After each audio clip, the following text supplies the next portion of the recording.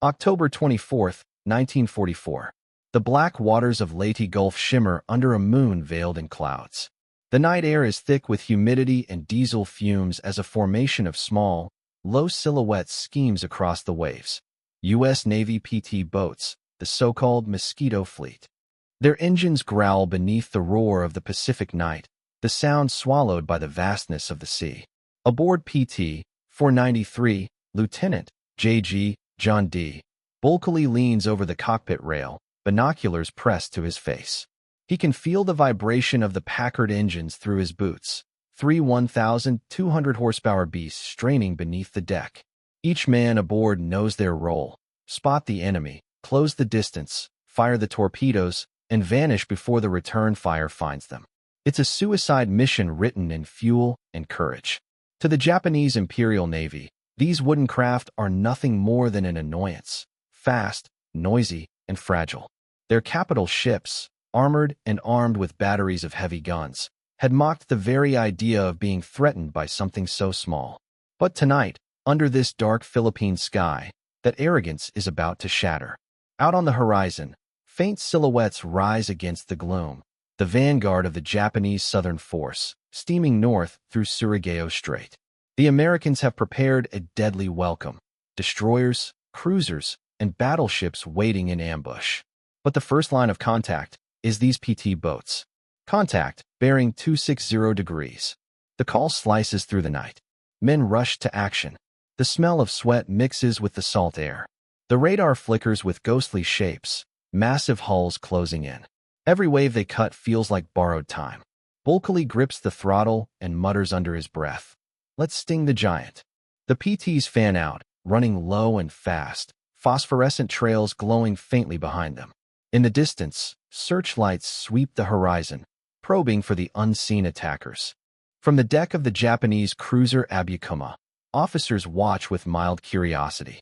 Reports mention enemy motorboats, insignificant compared to the looming threat of U.S. battleships. One admiral even laughs, calling them child's toys. But soon, the horizon erupts. PT 490 launches its first spread of torpedoes, 4 silver streaks racing across the sea. The men hold their breath. 40 seconds later, an eruption of fire and steel lights up the night. One torpedo finds its mark. The cruiser lurches, flames clawing up from its stern. The laughter stops. Japanese spotlights swing wildly, and tracer rounds tear through the darkness.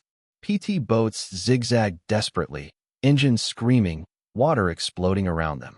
Wooden hulls splinter under machine gun fire. But the American boats keep coming, dozens of them, darting in and out of range like hornets, forcing the mighty fleet to slow, break formation, and reveal itself to the waiting guns of the 7th Fleet. From the bridge of PT 493, Bulkeley can see the glow of burning oil slicks spreading across the waves. Hit confirmed, someone yells, and for a moment, amidst the chaos, a grim pride settles in. The mosquitoes have drawn blood. But the battle has only just begun. The Japanese cruisers are turning, searching, their secondary batteries roaring to life. The night sky turns red with gunfire. The Americans vanish again into the dark, knowing they'll have to come back, again and again, until the strait is sealed and the invasion of the Philippines secured. In that moment, as one of the greatest naval traps in history begins to close, the myth of the PT boats being mere toys dies with the flames on the water. The black smoke still hangs low over the strait, carried by the wind as the PT boats regroup in the dark. Their hulls rattle with every wave. Shell splinters pepper the decks, fragments of steel that could have ended them all. But the men don't retreat. They turn back into the chaos. Lieutenant bulkily grips the wheel tighter. His shirt clings to his back with sweat, his eyes fixed on the flickering horizon. "We've got more where that came from," he growls, his voice half lost in the thunder of engines. Over the radio, a dozen crackling voices report contacts, damage, and hits. The fleet is alive with adrenaline. 39 PT boats scattered across the narrow Surigao Strait, all part of the desperate screen to delay the advancing Japanese force. To the north, PT 137 spots the silhouettes of enemy destroyers. Their running lights are off, but the gleam of searchlights sweeping the waves gives them away. The order comes through: engage and withdraw. Make them think there's 100 of us. The PTs obey. They slice through the surf at 40 knots, launching torpedoes from just 2,000 yards, so close that the Japanese gunners can see their wakes. Tracers whip overhead, snapping like fiery whips across the water. Crewmen duck and return fire with twin .50 caliber machine guns, the air stinking of gunpowder and cordite. Then wham! A blinding flash. PT-134 disappears in an explosion of flame and water. Its crew has no time to scream. The shockwave slams into the nearby boats, showering them with debris. The others scatter. It's a brutal reminder of their fragility. A wooden hull, a few inches of armor, and courage holding it all together. But even in loss, they draw blood. Another torpedo slams into the cruiser Abukoma, the same ship already burning from the earlier hit. Her engines falter, fire spreading through her decks. The once proud cruiser staggers out of formation, listing badly as crewmen scramble to control the inferno. On board the Japanese flagship Yamashiro, Admiral Nishimura stares into the black distance. Reports flood in, small boats attacking from multiple directions, torpedoes striking, columns breaking apart. His officers urge caution, but Nishimura, proud and furious, refuses to slow. They are nothing but insects, he spits. Full speed ahead, but each minute of pursuit drags the Japanese fleet deeper into the trap. Every torpedo run forces the column to zigzag. Every explosion breaks their rhythm. Radar operators aboard U.S. destroyers watching from the north see the confusion and smile grimly. The PT boats have done their job. The enemy's approach is exposed, their formation shattered. Back on PT-493, the crew huddles in the glow of dim red lights. One man clutches a crucifix, another reloads belts of ammunition with shaking hands. They said we wouldn't last 5 minutes, someone mutters. Bulkeley doesn't answer. He just stares at the burning horizon, watching the enemy ships stumble blindly forward. Above the roar of the engines, the radio crackles to life. Destroyer line ready. Battleships loaded. The voice is calm, almost clinical. It means salvation and annihilation for the enemy. The PT boats begin to peel away, darting into the shadows as the next phase of the trap closes. Behind them, the horizon lights up like a sunrise made of fire. American battleships, including the West Virginia and California, open up with full broadsides. The sea itself seems to tremble. From the PT decks, the men watch in awe as massive shells arc overhead, the avengers of the Mosquito fleet. The night that began with laughter on Japanese bridges now ends with disbelief. Wooden boats, once mocked, have lured a mighty fleet into the jaws of destruction. But for the men aboard those tiny craft, the battle is far from over. The sea is littered with burning oil and debris. Survivors cry out in the dark. And somewhere in that inferno, Bulkeley's crew must find a way home before dawn breaks. The night is alive with fire. The once black waters of Surigao Strait now glow a sickly orange, reflecting the inferno of burning ships.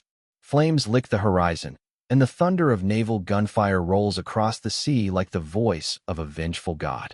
From the deck of PT-493, Lieutenant Bulkeley steadies himself against the railing as the shockwaves reach them. The giant guns of USS West Virginia thunder again, lighting the sky like lightning trapped in steel. A few miles north, radar-guided salvos tear through the Japanese line, centuries of samurai pride meeting the full weight of American industry and precision. Range closing. Keep your eyes sharp, Bulkeley mutters. His voice is hoarse. They can still see the crippled Abukoma, burning, her silhouette warped and broken.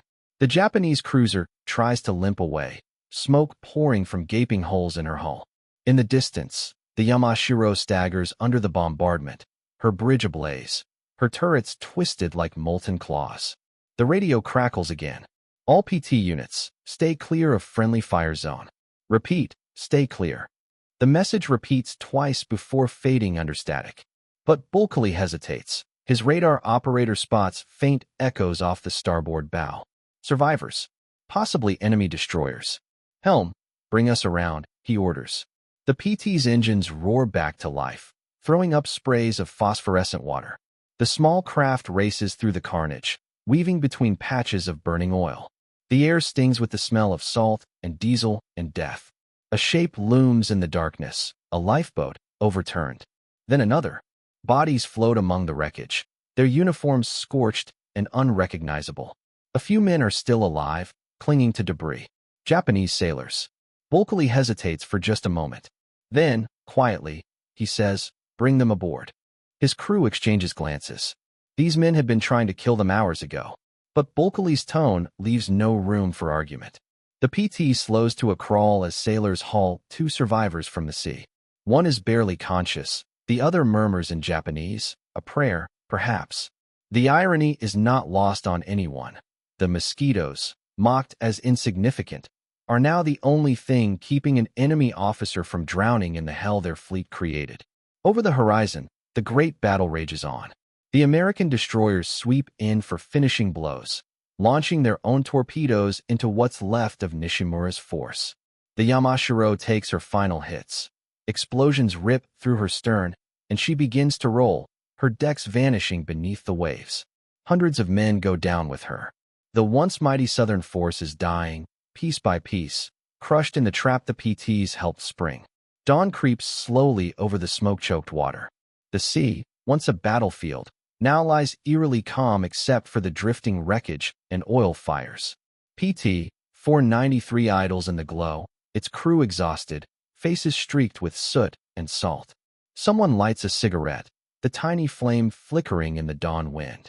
Bulkeley looks toward the east, where the sun is beginning to rise, red and broken through the haze. He knows the battle will be remembered for the great ships, the Admirals, and the gunfire that tore the night apart. But he also knows it began with them, the Mosquito fleet, underestimated and unafraid. In his logbook later that morning, he writes one line before handing over command for rest. "We were laughed at once. They aren't laughing now." As the PT boats limp back toward the American anchorage, smoke still curling from their engines, the ocean carries away the last echoes of the night's battle, and with them, the myth of invincible steel.